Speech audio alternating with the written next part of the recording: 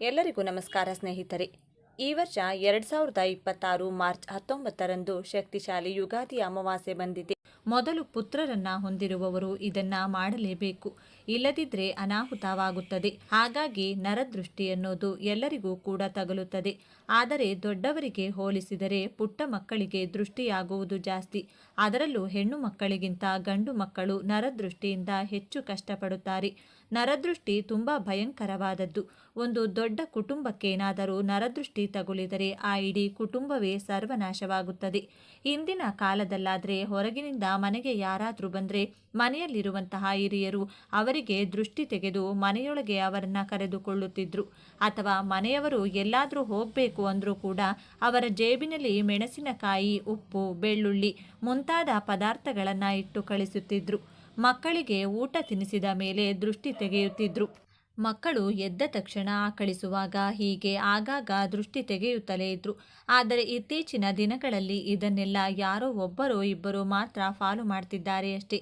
ಹಿರಿಯವರು ಕೂಡ ಈಗ ಅದೆಲ್ಲ ಮೂಢನಂಬಿಕೆ ಅಂತ ತಳ್ಳಿ ಹಾಕ್ತಾ ಇದ್ದಾರೆ. ಇನ್ನು ಕಿರಿಯವರಿಗೆ ಇದೆಲ್ಲ ಗೊತ್ತೇ ಇಲ್ಲ ಬಿಡಿ. ಇಂತಹ ಪರಿಸ್ಥಿತಿಯಲ್ಲಿ ಪ್ರತಿಯೊಬ್ಬರೂ ಕೂಡ ನರದೃಷ್ಟಿಯನ್ನ ಮೈಮೇಲೆ ಹೊತ್ಕೊಂಡಿರ್ತಾರೆ.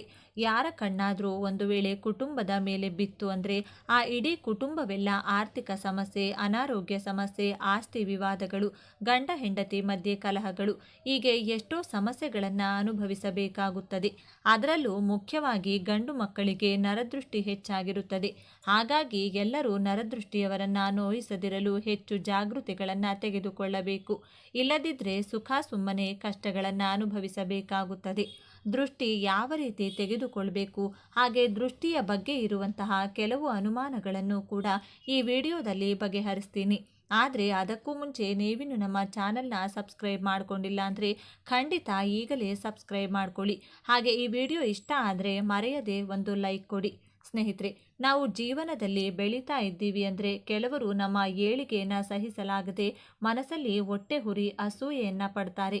ಅಂಥವರ ಕಾರಣದಿಂದ ನಮಗೆ ನರದೃಷ್ಟಿ ತಗುಲುತ್ತದೆ. ನರದೃಷ್ಟಿಯಾಗಿದೆ ಎಂದು ಕಂಡುಹಿಡಿಯುವ ಸುಲಭ ಉಪಾಯ ಏನೆಂದರೆ, ನಿಮ್ಮ ಮನೆಯಲ್ಲಿ ಯಾರಿಗಾದರೂ ನರದೃಷ್ಟಿಯಾಗಿದೆ ಅಂದರೆ ಅವರಿಗೆ ಆಗಾಗ ತಲೆನೋವು ಬರುತ್ತಿರುತ್ತದೆ. ಎಷ್ಟು ಮಾತ್ರೆ ತಿಂದರೂ ಕೂಡ ತಲೆನೋವು ಕಡಿಮೆಯಾಗಲ್ಲ. ಹಾಗೆ ಮೈಯಲ್ಲಿ ಏನೋ ಒಂದು ಥರ ಇರೋದು, ವಾಂತಿ ಭೇದಿಯಾಗೋದು, ಯಾವಾಗಲೂ ಸುಸ್ತಾಗಿರೋದು, ಶಕ್ತಿ ಕಳೆದುಕೊಂಡಂತೆ ಫೀಲ್ ಆಗ್ತಾರೆ. ಸಾಮಾನ್ಯವಾಗಿ ಹುಷಾರಿಲ್ಲ ಅಂದಾಗ ಈ ಎಲ್ಲ ಸಮಸ್ಯೆಗಳು ಕೂಡ ಬರುತ್ತದೆ. ನಾವು ಮದ್ದು ತೆಗೆದುಕೊಂಡ್ರೆ ಒಂದೆರಡು ದಿನಗಳಲ್ಲಿ ಸರಿ ಹೋಗುತ್ತದೆ. ಆದರೆ ನರದೃಷ್ಟಿ ತಗುಲಿದವರಿಗೆ ಪ್ರತಿದಿನ ಇದೇ ರೀತಿ ಇರುತ್ತೆ. ಎಷ್ಟು ಮದ್ದು ಮಾತ್ರೆ ತೆಗೆದುಕೊಂಡ್ರೂ ಕೂಡ ಪ್ರಾಬ್ಲಮ್ ಮಾತ್ರ ಹೋಗಲ್ಲ. ಅಂತಹ ಸಮಯದಲ್ಲಿ ಅವರಿಗೆ ನರದೃಷ್ಟಿಯಾಗಿದೆ ಎಂದು ನೀವು ತಿಳಿದುಕೊಳ್ಬೇಕು. ಮುಖ್ಯವಾಗಿ ಪುಟ್ಟ ಮಕ್ಕಳಿಗೆ, ಅದರಲ್ಲೂ ಗಂಡು ಮಕ್ಕಳಿಗೆ ಹೆಚ್ಚಾಗಿ ನರದೃಷ್ಟಿ ತಗುಲುತ್ತದೆ. ಮಕ್ಕಳಿಗೆ ನರದೃಷ್ಟಿಯಾಗಿದ್ದರೆ ಹೊಟ್ಟೆ ನೋವು ಬರೋದು, ಆಗಾಗ ಜ್ವರ ಬರೋದು, ಆರೋಗ್ಯ ಕೆಡೋದು, ಯಾವಾಗಲೂ ಕಿರಿಕಿರಿ ಮಾಡೋದು, ಅಳೋದು ಮಾಡ್ತಾ ಇರ್ತಾರೆ. ಮನೆಯಲ್ಲಿ ಪುಟ್ಟ ಮಕ್ಕಳಿದ್ರೆ, ಅದರಲ್ಲೂ ಮುಖ್ಯವಾಗಿ ಗಂಡು ಮಕ್ಕಳಿರುವಂಥ ಪ್ರತಿ ತಾಯಂದಿರು ಕೂಡ ಪ್ರತಿ ಅಮಾವಾಸ್ಯೆ ಹಾಗೂ ಹುಣ್ಣಿಮೆಗೆ ಅಥವಾ ಚಂದ್ರಗ್ರಹಣ ಸಮಯದಲ್ಲಿ ಅವರಿಗೆ ದೃಷ್ಟಿ ತೆಗಿಲೇಬೇಕು.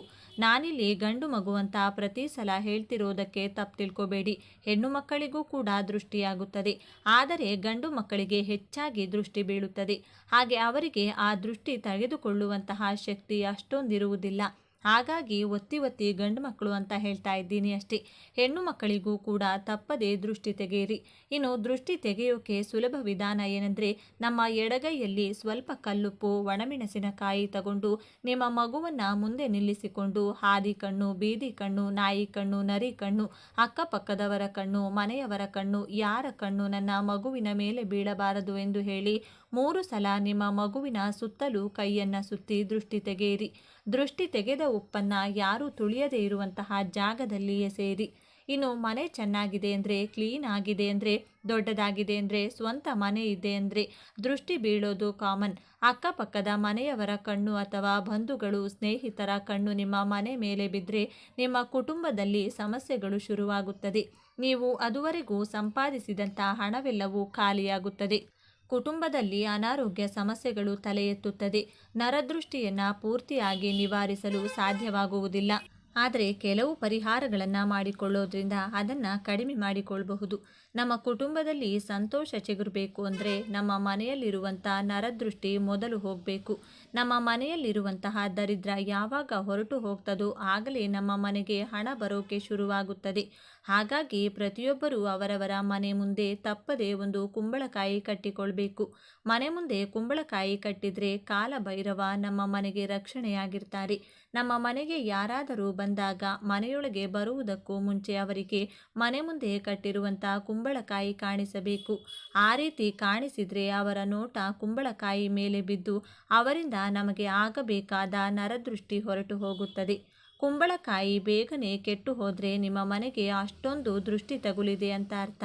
ಅದೆಲ್ಲವೂ ಕುಂಬಳಕಾಯಿ ತೆಗೆದುಕೊಂಡು ಅದು ಕೆಟ್ಟು ಹೋಗಿದೆ ಎಂಬುದು ನೀವು ಗಮನಿಸಬೇಕು. ಕುಂಬಳಕಾಯಿ ಕೆಟ್ಟು ಹೋಯಿತು ಅಂದರೆ ಅದನ್ನು ಒಂದು ದಿನ ಕೂಡ ಮನೆ ಮುಂದೆ ಹಾಗೆ ಇಟ್ಕೊಳ್ಬಾರ್ದು. ಇನ್ನು ತುಂಬ ಜನರ ಮನೆಯಲ್ಲಿ ಯಾವುದೋ ಒಂದು ಕಾರಣದಿಂದ ವಾಸ್ತು ಸಮಸ್ಯೆ ಇರಬಹುದು, ಅಥವಾ ಮುಟ್ಟು ಮೈಲಿಗೆ ಇರಬಹುದು, ಇನ್ನೇನಾದರೂ ಕಾರಣದಿಂದ ದುಷ್ಟಶಕ್ತಿಗಳು ಮನೆಯೊಳಗೆ ಪ್ರವೇಶಿಸುತ್ತವೆ. ನಮ್ಮ ಮನೆಯಲ್ಲಿ ದೈವಶಕ್ತಿ ಇಲ್ಲದಿದ್ದರೆ ಖಂಡಿತ ಅಲ್ಲಿ ದುಷ್ಟಶಕ್ತಿಗಳು ಕಾಲಿಡುತ್ತವೆ.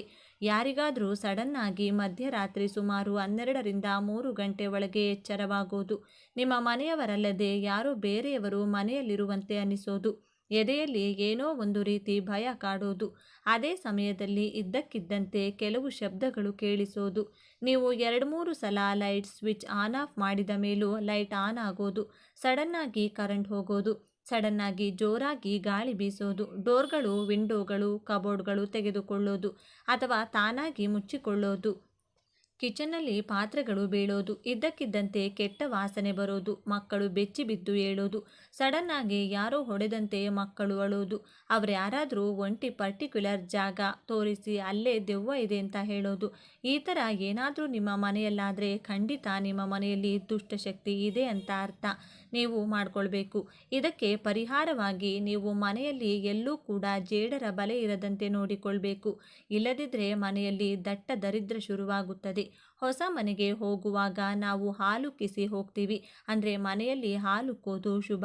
ಆದರೆ ಯಾವಾಗಲೂ ಹಾಲು ಉಕ್ಕಿ ಕೆಳಗೆ ಚೆಲ್ಲೋದು, ಹಾಲಿನ ಪಾತ್ರೆ ಸೀದು ಹೋಗೋದು ಅಥವಾ ಕೈಯಲ್ಲಿ ಹಿಡಿದುಕೊಂಡಿರುವಂಥ ಹಾಲು ಅಕಸ್ಮಾತ್ತಾಗಿ ಜಾರಿ ಕೆಳಗೆ ಬಿದ್ದು ಚೆಲ್ಲೋಗೋದು, ಹಾಲು ಆಗಾಗ ಹೊಡೆದು ಹೋಗೋದು, ಈ ರೀತಿಯಾದರೂ ಕೂಡ ದುಷ್ಟಶಕ್ತಿ ಮನೆಯಲ್ಲಿದೆ ಅಂತ ಅರ್ಥ.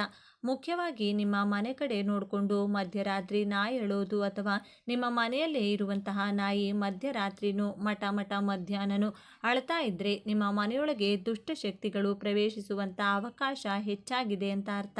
ಅಥವಾ ದುಷ್ಟಶಕ್ತಿಗಳು ನಿಮ್ಮ ಮನೆಯೊಳಗೆ ಪ್ರವೇಶಿಸಲು ಅವಕಾಶಕ್ಕಾಗಿ ಎದುರು ನೋಡ್ತಾ ಇದೆ ಅಂತ ಅರ್ಥ.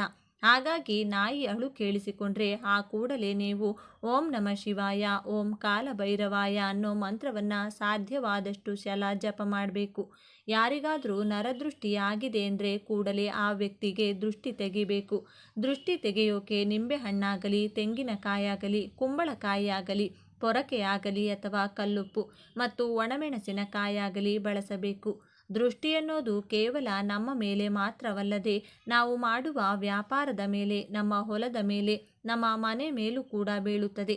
ಹಾಗಾಗಿ ದೃಷ್ಟಿ ಇದೆಯೋ ಇಲ್ವೋ ಪಕ್ಕಕ್ಕೆ ಇಟ್ಟರೆ ಪ್ರತಿಯೊಬ್ಬರೂ ಕೂಡ ಮನೆ ಬಾಗಿಲಿಗೆ ದೃಷ್ಟಿ ಗಣಪತಿ ಅಥವಾ ವಾಸ್ತು ಹನುಮಂತ ಅಥವಾ ಯಾವುದಾದರೂ ದೃಷ್ಟಿ ಯಂತ್ರವನ್ನು ತಪ್ಪದೇ ಕಟ್ಟಿಕೊಳ್ಳಿ. ನಿಮ್ಮ ಕೈಗೋ ಕಾಲಿಗೋ ಕಪ್ಪು ದಾರವನ್ನು ಕಟ್ಕೊಳ್ಳಿ. ಮಕ್ಕಳಿಗೆ ಸೊಂಟಕ್ಕೂ ಕೂಡ ಒಂದು ಕಪ್ಪು ದಾರವನ್ನು ಕಟ್ಟಿರಿ. ಇನ್ನು ತುಂಬ ಜನರ ಜಾತಕದಲ್ಲಿ ಯಾವಾಗಲೂ ದುರದೃಷ್ಟ ಹಿಂಬಾಲಿಸುತ್ತದೆ. ಅಂಥವರು ಪ್ರತಿದಿನ ಎದ್ದ ತಕ್ಷಣ ಕಲ್ಲುಪ್ಪನ್ನು ನೋಡಬೇಕು. ಪ್ರತಿದಿನ ಎದ್ದ ತಕ್ಷಣ ಕಲ್ಲುಪ್ಪು ನೋಡಿದರೆ ಜಾತಕದಲ್ಲಿರುವಂಥ ದುರದೃಷ್ಟ ಹೋಗಿ ಅದೃಷ್ಟ ಬರುತ್ತದೆ. ಒಂದು ವೇಳೆ ಅನಗತ್ಯ ಖರ್ಚುಗಳು ಬರ್ತಾ ಇದ್ರೆ ಚಿಕ್ಕ ಪೇಪರ್ನಲ್ಲಿ ಸ್ವಲ್ಪ ಕಲ್ಲುಪ್ಪು ಹಾಕಿ ಸುತ್ತಿ ನಿಮ್ಮ ಪರ್ಸೊಳಗೆ ಇಟ್ಕೊಳ್ಳಿ. ಆಗ ಖರ್ಚುಗಳು ಕಡಿಮೆಯಾಗಿ ಆರ್ಥಿಕವಾಗಿ ಲಾಭ ಇರುತ್ತೆ. ಆರ್ಥಿಕ ಸಮಸ್ಯೆಗಳು ಹೊರಟು ಹೋಗುತ್ತೆ. ನಿಮಗೆ ನರದೃಷ್ಟಿ ಆಗಬಾರ್ದು ಅಂದರೆ ವಾರದಲ್ಲಿ 1 ಸಲನಾದರೂ ನೀವು ಸ್ನಾನ ಮಾಡೋ ನೀರಲ್ಲಿ ಸ್ವಲ್ಪ ಕಲ್ಲುಪ್ಪು ಹಾಕಿಕೊಂಡು ಸ್ನಾನ ಮಾಡಬೇಕು. ನಾವು ಒಂದೊಂದು ಸಲ ದಾರಿಲಿ ಹೋಗುವಾಗ ದೃಷ್ಟಿ ತೆಗೆದು ಬಿಸಾಡಿರುವಂಥ ಕಲ್ಲುಪ್ಪು, ಮೆಣಸಿನಕಾಯಿ, ನಿಂಬೆಹಣ್ಣು, ಬೂದುಗುಂಬಳಕಾಯಿ ಅಥವಾ ತೆಂಗಿನಕಾಯಿ ನೋಡ್ತಾ ಇರ್ತೀವಿ. ಅದನ್ನು ತುಳಿದರೆ ಸಮಸ್ಯೆಗಳು ಬರುತ್ತೆ ಅಂತ ಪಂಡಿತರು ಹೇಳ್ತಾರೆ. ನಾವು ದೊಡ್ಡವರಾಗಿರೋದ್ರಿಂದ ಸ್ವಲ್ಪ ಹುಷಾರಾಗಿರ್ತೀವಿ. ಆದರೆ ಪುಟ್ಟ ಮಕ್ಕಳು ಬೇಕಂತಾನೆ ತುಳಿಬೇಡ ಅಂದರೆ ಅದನ್ನು ತುಳಿಯೋದು, ಮುಟ್ಬೇಡ ಅಂದರೆ ಅದನ್ನೇ ಮುಟ್ಟೋದು ಮಾಡ್ತಾರೆ. ಹಾಗಾಗಿ ಆ ವಿಷಯದಲ್ಲಿ ಸ್ವಲ್ಪ ಜಾಗ್ರತೆ ವಹಿಸಬೇಕು. ಒಂದು ವೇಳೆ ಮಗು ಅದನ್ನು ಮುಟ್ಟಿದ್ರೆ ಮಗುವನ್ನು ಮನೆಗೆ ಕರೆತಂದ ತಕ್ಷಣ ಅವರಿಗೆ ಸ್ವಲ್ಪ ಉಪ್ಪಾಕಿರುವಂಥ ನೀರಿಂದ ಸ್ನಾನ ಮಾಡಿಸಬೇಕು. ಅದರ ನಂತರ ಸ್ವಲ್ಪ ಕಲ್ಲುಪ್ಪು, ಒಣಮೆಣಸಿನಕಾಯಿಯಿಂದ ಮಗುವಿಗೆ ದೃಷ್ಟಿ ತೆಗೆದು ಅದನ್ನು ಹೊರಗಡೆ ಬಿಸಾಡಬೇಕು. ನಾವು ನಮ್ಮ ಮಗುವಿಗಾಗಲಿ ಅಥವಾ ಮನೆ, ವ್ಯಾಪಾರ ಎಲ್ಲಾದರೂ ದೃಷ್ಟಿ ತೆಗೆದ್ರೆ ಅದನ್ನು ಬೇರೆಯವರು ತುಳಿಯುವಂತಹ ಕಡೆ ಹಾಕಬೇಕು ಅಂತೇನಿಲ್ಲ. ದೃಷ್ಟಿ ತೆಗೆದ್ರೆ ದೃಷ್ಟಿ ಹೊರಟು ಹೋಗುತ್ತೆ. ಆದರೆ ಕೆಟ್ಟ ಮನಸ್ಥಿತಿ ಇರುವಂಥ ಜನರು ಅವರ ದೃಷ್ಟಿ ಬೇರೆಯವರಿಗೆ ಹೋಗಲಿ ಅನ್ನೋ ಕೆಟ್ಟ ಭಾವನೆಯಿಂದ ಜನ ತುಳಿಯುವಂಥ ಕಡೆ ಅದನ್ನು ಎಸಿತಾರೆ. ಆ ಪದಾರ್ಥಗಳಲ್ಲಿ ದುಷ್ಟಶಕ್ತಿಗಳು ಸೇರಿಕೊಳ್ಳೋದ್ರಿಂದ ನಾವು ಅದನ್ನು ತುಳಿದ್ರೆ ನಮಗೆ ಸಮಸ್ಯೆಗಳು ಶುರುವಾಗುತ್ತದೆ.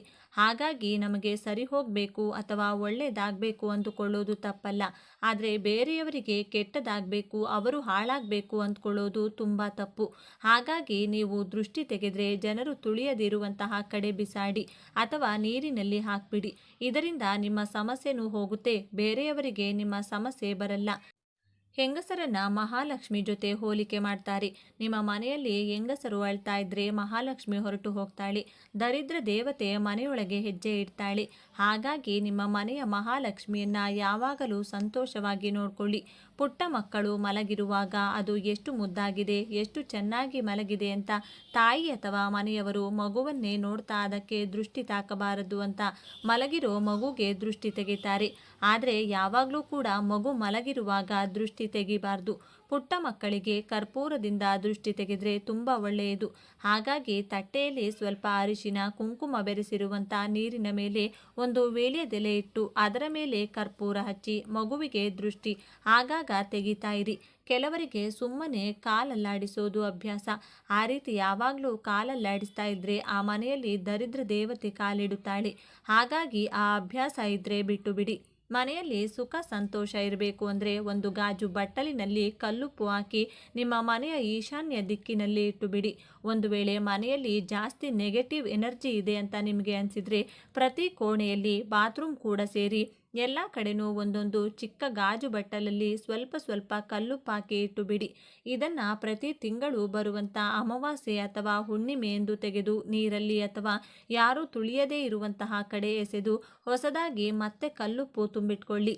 ಇದರಿಂದ ನಿಮ್ಮ ಮನೆಯಲ್ಲಿ ದೃಷ್ಟಿದೋಷ ಇರಲ್ಲ, ನೆಗೆಟಿವ್ ಎನರ್ಜಿ ಕೂಡ ಹೊರಟು ಹೋಗುತ್ತದೆ. ಆಗಾಗ ಮನೆಯಲ್ಲಿ ಧೂಪ ಹಾಕ್ತಾ ಇರಿ. ಧೂಪದಲ್ಲಿ ಬೇವಿನ ಎಲೆಗಳನ್ನು ಬಳಸಿ ಮನೆ ಬಾಗಿಲಿಗೆ ಬೇವಿನ ಎಲೆಗಳನ್ನು ಕಟ್ಕೊಳ್ಳಿ. ಇದೆಲ್ಲ ಕೂಡ ನಕಾರಾತ್ಮಕ ಶಕ್ತಿಯನ್ನು ಮನೆಯಿಂದ ಓಡಿಸೋಕೆ ಸಹಾಯ ಮಾಡುತ್ತದೆ. ಈ ವಿಡಿಯೋ ನಿಮಗೆ ಇಷ್ಟ ಆದರೆ ಲೈಕ್ ಮಾಡಿ, ಶೇರ್ ಮಾಡಿ. ಇಂತಹ ಹೆಚ್ಚಿನ ಉತ್ತಮ ಮಾಹಿತಿಗಳಿಗಾಗಿ ತಪ್ಪದೇ ನಮ್ಮ ಚಾನಲ್ನ ಸಬ್ಸ್ಕ್ರೈಬ್ ಮಾಡ್ಕೊಳ್ಳಿ. ನಾಳೆ ಮತ್ತೊಂದು ವಿಡಿಯೋದೊಂದಿಗೆ ಪುನಃ ಭೇಟಿಯಾಗೋಣ. ಈ ವರ್ಷ 2026 ಮಾರ್ಚ್ 19ರಂದು ಶಕ್ತಿಶಾಲಿ ಯುಗಾದಿ ಅಮಾವಾಸ್ಯೆ ಬಂದಿದೆ. ಇದರಿಂದಾಗಿ ಈ ದಿನ ಮಹತ್ವ ಸಾಕಷ್ಟು ಹೆಚ್ಚಾಗುವುದು. ಈ ದಿನ ಸ್ನಾನ, ದಾನ, ತರ್ಪಣ ನೀಡುವುದು ಜೊತೆಗೆ ಹನುಮಂತ ಹಾಗೂ ಮಂಗಳ ದೇವನನ್ನು ಶ್ರದ್ಧಾಭಕ್ತಿಯಿಂದ ಪೂಜಿಸುವುದರಿಂದ ನಿಮ್ಮ ಎಲ್ಲ ರೀತಿಯ ಸಂಕಷ್ಟಗಳು ದೂರವಾಗುವುದೆಂದು ಹೇಳಲಾಗುತ್ತದೆ. ಜೊತೆಗೆ ಶನಿದೇವನ ಕೃಪೆ ನಿಮ್ಮ ಮೇಲೆ ಸಾಕಷ್ಟು ಹೆಚ್ಚಾಗುವುದು. ಜ್ಯೋತಿಷ್ಯ ಶಾಸ್ತ್ರದ ಪ್ರಕಾರ ಹನುಮಂತನ ಪೂಜೆಯನ್ನು ಮಾಡುವ ಜನರಿಗೆ ಶನಿದೇವರು ಎಂದಿಗೂ ಕಷ್ಟಗಳನ್ನು ನೀಡುವುದಿಲ್ಲ ಎಂದು ಹೇಳಲಾಗುತ್ತದೆ. ಹಾಗಾಗಿ ಈ ದಿನದ ವಿಶೇಷತೆಯನ್ನು ಇನ್ನಷ್ಟು ಹೆಚ್ಚಾಗಿವೆ. ಈ ದಿನ ಸಾಕಷ್ಟು ಲಾಭದಾಯಕವಾಗಿರುವುದರಿಂದ ಹೆಚ್ಚಿನ ಸುಖ ಸಮೃದ್ಧಿಯನ್ನು ನೀಡಲಿದೆ. ಇಂತಹ ಅದ್ಭುತವಾದ ದಿನದಂದು ಯಾರು ಮನೆಯಲ್ಲಿ ಈ 3 ಪದಾರ್ಥಗಳನ್ನು ಬೆರೆಸಿ ಧೂಪ ಹಾಕುತ್ತಾರೋ ಅವರ ಮನೆ ತುಂಬಾ ಪ್ರಶಾಂತವಾಗಿ ಬದಲಾಗುತ್ತದೆ. ಹಾಗೆ ಅವರ ಮನೆಯಲ್ಲಿರುವ ದರಿದ್ರ ಬಾಧೆಗಳೆಲ್ಲವೂ ಹೋಗುತ್ತದೆ. ಈ ವಿಡಿಯೋದಲ್ಲಿ ಈ 3 ಪದಾರ್ಥಗಳು ಯಾವುದು, ಧೂಪ ಯಾವ ರೀತಿ ಹಾಕಬೇಕು ಎಂದು ತಿಳಿಸಿಕೊಡ್ತೀನಿ. ಆದರೆ ಅದಕ್ಕೂ ಮುಂಚೆ ನೀವಿನ್ನು ನಮ್ಮ ಚಾನಲ್ನ ಸಬ್ಸ್ಕ್ರೈಬ್ ಮಾಡ್ಕೊಂಡಿಲ್ಲ ಅಂದರೆ ಖಂಡಿತ ಈಗಲೇ ಸಬ್ಸ್ಕ್ರೈಬ್ ಮಾಡ್ಕೊಳ್ಳಿ. ಹಾಗೆ ಈ ವಿಡಿಯೋ ಇಷ್ಟ ಆದರೆ ಮರೆಯದೆ ಒಂದು ಲೈಕ್ ಕೊಡಿ. ಎಲ್ಲರೂ ಭಕ್ತಿಯಿಂದ ಓಂ ಶ್ರೀ ಮಹಾಲಕ್ಷ್ಮಿ ಅಂತ ಕಮೆಂಟ್ ಮಾಡಿ. ಸ್ನೇಹಿತರೆ, ಈ ದಿನ ಅಂದರೆ ಲಕ್ಷ್ಮೀ ದೇವಿಗೆ ತುಂಬ ಇಷ್ಟ. ಅವತ್ತು ಯಾರು ಲಕ್ಷ್ಮೀ ದೇವಿಯ ಆರಾಧನೆ ಮಾಡ್ತಾರೋ ಅವರಿಗೆ ಖಂಡಿತ ಲಕ್ಷ್ಮೀ ಕಟಾಕ್ಷ ಪ್ರಾಪ್ತಿಯಾಗುತ್ತದೆ. ಆದರೆ ಈ ದಿನ ಯಾವುದಾದರೂ ಹೊಸ ಕೆಲಸ ಶುರು ಮಾಡಿದರೆ ತುಂಬಾ ಒಳ್ಳೆಯದು. ಅಮಾವಾಸ್ಯೆ ಮತ್ತು ಪೌರ್ಣಮಿ ಶೂನ್ಯ ತಿಥಿಗಳು. ಇಂತಹ ಶೂನ್ಯ ತಿಥಿಗಳಲ್ಲಿ ವಿಶೇಷವಾದ ದೈವಿಕ ಶಕ್ತಿಗಳು ಇರುತ್ತವೆ. ಹಾಗೆ ಆ ತಿಥಿಗಳು ಪರಮ ಪವಿತ್ರವಾದವು ಎಂದು ನಮ್ಮ ಪುರಾಣಗಳಲ್ಲಿ ವಿವರಿಸಲಾಗಿದೆ. ಈ ದಿನ ಲಕ್ಷ್ಮೀ ದೇವಿಯನ್ನು ಪೂಜಿಸುವುದರಿಂದ ಗಂಡನ ಆಯಸ್ಸು ಆರೋಗ್ಯ ಬದಲಾಗುತ್ತದೆ. ದೇವರ ಆರಾಧನೆಗೆ ಒಳ್ಳೆಯ ದಿನ. ಈ ದಿನ ಲಕ್ಷ್ಮೀ ದೇವಿಯ ಜೊತೆಗೆ ಮಹಾವಿಷ್ಣು, ಪರಮೇಶ್ವರ, ಶನಿದೇವರು ಹಾಗೂ ಆಂಜನೇಯ ಸ್ವಾಮಿಯನ್ನು ಕೂಡ ಪೂಜಿಸಲಾಗುತ್ತದೆ. ಭಕ್ತಿಯಿಂದ ಪರಮೇಶ್ವರನನ್ನು ಪೂಜಿಸಿದರೆ ಅದೃಷ್ಟ, ಸಂಪತ್ತು ಜೊತೆಗೆ ಅಷ್ಟೈಶ್ವರ್ಯವನ್ನು ಪರಮೇಶ್ವರ ಕೊಡುತ್ತಾರೆ. ನೀವು ಅಂದುಕೊಂಡ ಕಾರ್ಯಗಳು ನೆರವೇರಬೇಕು ಅಂದರೆ ಈ ದಿನ ಆಂಜನೇಯ ಸ್ವಾಮಿಯನ್ನು ಪೂಜಿಸಬೇಕು. ಈ ದಿನ ಆಂಜನೇಯ ಸ್ವಾಮಿಯನ್ನು ಪೂಜಿಸೋದ್ರಿಂದ ಸಂಪತ್ತಿನ ಜೊತೆಗೆ ನೀವು ಅಂದುಕೊಂಡ ಕೆಲಸಗಳು ಬೇಗನೆ ಪೂರ್ತಿಯಾಗುತ್ತದೆ. ಅದಕ್ಕಾಗಿ ನೀವು ಆಂಜನೇಯ ಸ್ವಾಮಿಯ ದೇವಸ್ಥಾನಕ್ಕೆ ಹೋಗಿ ಅವರಿಗೆ ತುಪ್ಪದ ದೀಪ ಹಚ್ಚಿ 18 ಪ್ರದಕ್ಷಿಣೆಯನ್ನು ಹಾಕಬೇಕಾಗುತ್ತದೆ. ಈ ದಿನ ಮಹಾವಿಷ್ಣುವನ್ನು ಪೂಜಿಸೋದ್ರಿಂದ ಆರ್ಥಿಕ ಸಮಸ್ಯೆಗಳು ಹೋಗಿ ಆಯಸ್ಸು, ಆರೋಗ್ಯ ಹೆಚ್ಚಾಗುತ್ತದೆ. ಈ ದಿನ ಮನೆಯಲ್ಲಿ ಮೃತಪಟ್ಟ ಪೂರ್ವಿಕರನ್ನು ಪೂಜಿಸೋದ್ರಿಂದ ಅವರು ಸಂತೃಪ್ತಿ ಹೊಂದುತ್ತಾರೆ. ಈ ದಿನ ಪಿತೃದೇವತೆಗಳು ಮನೆಗೆ ಬರುತ್ತಾರೆಂದು ಹಿಂದೂಗಳು ನಂಬುತ್ತಾರೆ. ಆರ್ಥಿಕ ಪರಿಸ್ಥಿತಿ ಚೆನ್ನಾಗಿಲ್ಲದವರು ಈ ದಿನ ನಿಮ್ಮ ಪೂರ್ವಿಕರ ಫೋಟೋಗಳಿಗೆ ನಮಸ್ಕಾರ ಮಾಡಿ ಭಕ್ತಿಯಿಂದ ಅವರನ್ನು ಪೂಜೆ ಮಾಡಿಕೊಂಡು ಮನಸ್ಸಿನಲ್ಲಿ ನಿಮ್ಮ ಕೋರಿಕೆ ಹೇಳಿಕೊಂಡ್ರೆ ಓಂ ಲಕ್ಷ್ಮೀ ನಮಃ ಎಂಬ ಮಂತ್ರವನ್ನು ಬೆಳಿಗ್ಗೆ, ಮಧ್ಯಾಹ್ನ ಹಾಗೂ ರಾತ್ರಿ ಮಲಗುವ ಮುಂಚೆ 5 ಸಲ ಭಕ್ತಿಯಿಂದ ಜಪಿಸಿದರೆ ಲಕ್ಷ್ಮೀ ದೇವಿಯ ಅನುಗ್ರಹದಿಂದ ಸಿರಿ ಸಂಪತ್ತು ಪ್ರಾಪ್ತಿಯಾಗುತ್ತದೆ. ಈ ದಿನ ಶನಿದೇವರನ್ನು ಪೂಜಿಸೋದ್ರಿಂದ ಶನಿದೋಷ ಹೋಗಿ ಮನೆಯಲ್ಲಿರುವ ಕಷ್ಟಗಳೆಲ್ಲವೂ ಹೊರಟು ಹೋಗುತ್ತದೆ. ಇನ್ನು ಈ ದಿನ ಈ 3 ಪದಾರ್ಥಗಳನ್ನು ಬೆರೆಸಿ ಧೂಪ ಹಾಕೋದ್ರಿಂದ ನಮಗೆ ಅದ್ಭುತವಾದ ಫಲ ಬರುವುದು ಸ್ವಂತ ನಾವೇ ಗಮನಿಸಬಹುದಾಗಿದೆ. ಹಾಗೆ ನಮಗಿರುವಂಥ ದರಿದ್ರ, ಕಷ್ಟಗಳು ಎಲ್ಲವೂ ಹೋಗಿ ಲಕ್ಷ್ಮೀ ದೇವಿಯ ಆಶೀರ್ವಾದ ಕೂಡ ಪಡೆದುಕೊಳ್ಳಬಹುದು. ಹಾಗಾಗಿ ಈ ಶಕ್ತಿಯುತವಾದ ದಿನದಂದು ಈ ಅದ್ಭುತವಾದ ಧೂಪವನ್ನು ನಿಮ್ಮ ಮನೆಯಲ್ಲಿ ತಪ್ಪದೆ ಹಾಕಿ. ಈ ಧೂಪ ಹಾಕಿದ ಮೇಲೆ ನಿಮಗೆ ಬರುವಂತಹ ಫಲವನ್ನು ನೀವೇ ನೋಡಿ ಆಶ್ಚರ್ಯಪಡುತ್ತೀರಿ. ಹಾಗೆ ನಿಮ್ಮ ಮನೆಯಲ್ಲಿ ಇನ್ಮುಂದೆ ಹಣದ ಸಮಸ್ಯೆ ಕೂಡ ಇರುವುದಿಲ್ಲ. ದೃಷ್ಟಿದೋಷಗಳು, ದೊಡ್ಡ ದೊಡ್ಡ ಸಮಸ್ಯೆಗಳು ಹಾಗೂ ನಮ್ಮನ್ನು ದ್ವೇಷಿಸುವವರು ನಮ್ಮ ಮೇಲೆ ಮಾಡುವಂಥ ಕೆಟ್ಟ ಪ್ರಯೋಗಗಳನ್ನು ಕೂಡ ನಾವು ಈ ದಿನ ನಿವಾರಿಸಿಕೊಳ್ಳಬಹುದು. ತುಂಬ ಜನರಿಗೆ ಮನೆಯಲ್ಲಿ ಗಲಾಟೆಗಳು, ಸಮಸ್ಯೆಗಳು, ಹಣದ ಕೊರತೆ, ಆರೋಗ್ಯ, ನೆಮ್ಮದಿ ಇಲ್ಲದಿರುವುದು, ಮಕ್ಕಳ ವಿದ್ಯಾಭ್ಯಾಸದಲ್ಲಿ ಸಮಸ್ಯೆ, ಕೆಲಸದಲ್ಲಿ ಸಮಸ್ಯೆ, ವ್ಯಾಪಾರದಲ್ಲಿ ಸಮಸ್ಯೆ, ಹೀಗೆ ಯಾವುದೋ ಒಂದು ಸಮಸ್ಯೆ ಇರುತ್ತದೆ.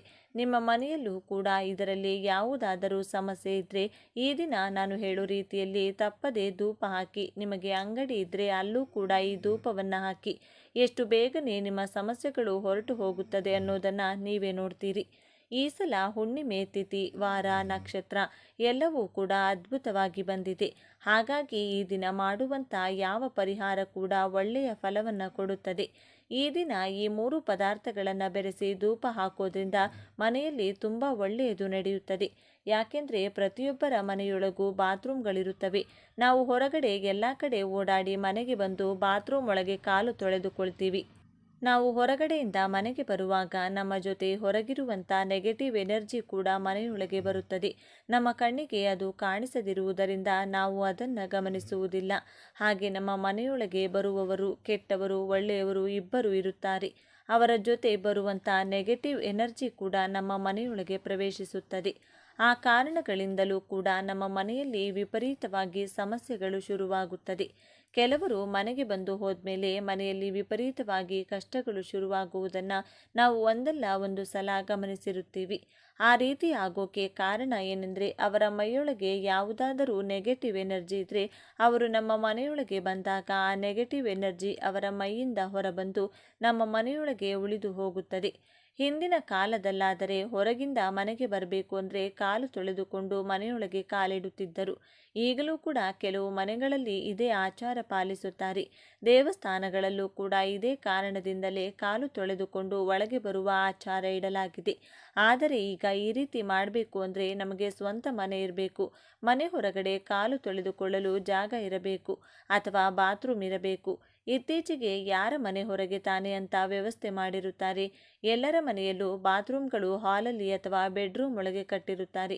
ಕೆಲವರ ಮನೆಗಳಲ್ಲಿ ಕಿಚನ್ ಒಳಗಿರುತ್ತದೆ. ಹಾಗಾಗಿ ಇರೋ ದರಿದ್ರ ಎಲ್ಲ ನಮ್ಮ ಮನೆಯಲ್ಲಿ ನಾವು ಬಂದೋಬಸ್ತಾಗಿ ಕಾಪಾಡಿಕೊಳ್ತಾ ಇರ್ತೀವಿ. ಹಾಗಾಗಿ ಆಗಾಗ ಮನೆಯಲ್ಲಿ ಸಾಂಬ್ರಾಣಿ ಹಾಕೋದು, ಪ್ರತಿದಿನ ಅಗರಬತ್ತಿ ಹಾಗೂ ಧೂಪ ಹಚ್ಚೋದು, ಗಂಟೆ ಹೊಡೆಯೋದು, ಶಂಕು ಊದೋದು ಇದೆಲ್ಲ ಕೂಡ ಮಾಡ್ತಾ ಇರಬೇಕು. ಬಾತ್ರೂಮಿಂದ ಹೊರಗೆ ಬರುವಾಗ ಕಾಲು ತೊಳೆದುಕೊಂಡು ಬರಬೇಕು. ಇದನ್ನು ಮಕ್ಕಳಿಗೂ ಕೂಡ ಅಭ್ಯಾಸ ಮಾಡಿಸಬೇಕು. ಪ್ರತಿದಿನ ಮನೆಗೆ ಹೊರಗಿಂದ ಒಳಗೆ ಬರುವಾಗ ಕಾಲು ತೊಳೆಯಲು ಸಾಧ್ಯವಾಗಲಿಲ್ಲ ಅಂದರೂ ಕೂಡ ಯಾವುದಾದರೂ ಸಾವಿಗೆ ಹೋದಾಗ ಅಥವಾ ಸ್ಮಶಾನಕ್ಕೆ ಹೋದ ಸಂದರ್ಭದಲ್ಲಿ ಯಾವುದಾದರೂ ಪಾತ್ರೆ ಒಳಗೆ ಕಾಲಿಟ್ಟು ಮನೆ ಹೊರಗಡೆಯೇ ಕಾಲು ತೊಳೆದುಕೊಂಡು ಮನೆಯೊಳಗೆ ಹೋಗೋಕೆ ಪ್ರಯತ್ನ ಮಾಡಿ. ಅಥವಾ ನೀವು ಮನೆಯೊಳಗೆ ಬಂದರೂ ಕೂಡ ಸ್ನಾನ ಮಾಡಿದ ಮೇಲೆ ಮನೆಯೆಲ್ಲ ಗಂಗಾಜಲ ಚೆಲ್ಲಿ ಮನೆಯಲ್ಲಿ ಗುಡಿಸಿ ಒರೆಸಿಕೊಳ್ಳಿ. ಅಥವಾ ಒಂದು ವಾಟರ್ ಬಾಟಲ್ ತಗೊಂಡು ಮನೆ ಹತ್ತಿರದಲ್ಲಿ ಎಲ್ಲಾದರೂ ಜಾಗ ಇದ್ದರೆ ಅಲ್ಲೇ ಕಾಲು ತೊಳೆದುಕೊಂಡು ಮತ್ತೆ ಮನೆಗೆ ಹೋಗಿ. ಇನ್ನು ಧೂಪ ಹಾಕೋಕೆ ಬೇಕಾದಂಥ ಪದಾರ್ಥಗಳು ಸಾಂಬ್ರಾಣಿ, ಕರ್ಪೂರ ಹಾಗೂ ಕೆಲವು ಒಣಗಿದಂಥ ಬೇವಿನ ಎಲೆಗಳು. ಈ 3 ಪದಾರ್ಥಗಳು ತುಂಬ ಮುಖ್ಯ. ಇದರ ಜೊತೆಗೆ ನಿಮ್ಮ ಹತ್ತಿರ ಇದ್ದರೆ ಕೆಲವು ದರ್ಬೆ ಹಾಗೂ ಒಣಗಿದ ತುಳಸಿ ಎಲೆಗಳು ಮತ್ತು ಒಣಗಿದ ವೀಳ್ಯದೆಲೆಗಳನ್ನು ಎಲೆಗಳು ಮತ್ತು ಒಣಗಿದ ವೀಳ್ಯದೆಲೆಗಳನ್ನು ಕೂಡ ಸೇರಿಸಬಹುದು. ಇಲ್ಲದಿದ್ದರೆ ಬರೀ ಬೇವಿನ ಎಲೆ, ಕರ್ಪೂರ ಮತ್ತು ಸಾಂಬ್ರಾಣಿ ಬಳಸಿ ಧೂಪ ಹಾಕಿದರೂ ಸರಿ ಹೋಗುತ್ತದೆ. ಇದರಿಂದ ನಿಮ್ಮ ಮನೆಯಲ್ಲಿ ಏನಾದರೂ ನೆಗೆಟಿವ್ ಎನರ್ಜಿ ಇದ್ದರೆ ಅಥವಾ ಮೈಯಲ್ಲೇನಾದರೂ ಇದ್ದರೆ ಒಂದು ಕ್ಷಣ ಕೂಡ ನಿಮ್ಮ ಮನೆಯಲ್ಲಿರುವುದಿಲ್ಲ. ಯಾವ ರೀತಿ ಮನೆಯೊಳಗೆ ಬಂತು ಅದೇ ರೀತಿ ಹೊರಗೆ ಹೊರಟು ಹೋಗುತ್ತದೆ. ಅದು ನಿಮಗೆ ಕಾಣಿಸಲ್ಲ. ಅಂದರೂ ಕೂಡ ನೀವು ಈ ಧೂಪ ಹಾಕಿದ ಮೇಲೆ ನಿಮ್ಮ ಮನೆಯಲ್ಲಿ ಹಾಗೂ ಮೈಯಲ್ಲಿ ನಡೆಯುವಂಥ ಬದಲಾವಣೆಗಳನ್ನು ನೀವೇ ಗಮನಿಸುತ್ತೀರಿ. ಈ ವಿಡಿಯೋ ನಿಮಗೆ ಇಷ್ಟ ಆದರೆ ಲೈಕ್ ಮಾಡಿ, ಶೇರ್ ಮಾಡಿ. ಇಂಥ ಹೆಚ್ಚಿನ ಉತ್ತಮ ಮಾಹಿತಿಗಾಗಿ ತಪ್ಪದೇ ನಮ್ಮ ಚಾನಲ್ನ ಸಬ್ಸ್ಕ್ರೈಬ್ ಮಾಡಿಕೊಳ್ಳಿ. ನಾಳೆ ಮತ್ತೊಂದು ವಿಡಿಯೋದೊಂದಿಗೆ ಪುನಃ ಭೇಟಿಯಾಗೋಣ. ಧನ್ಯವಾದಗಳು.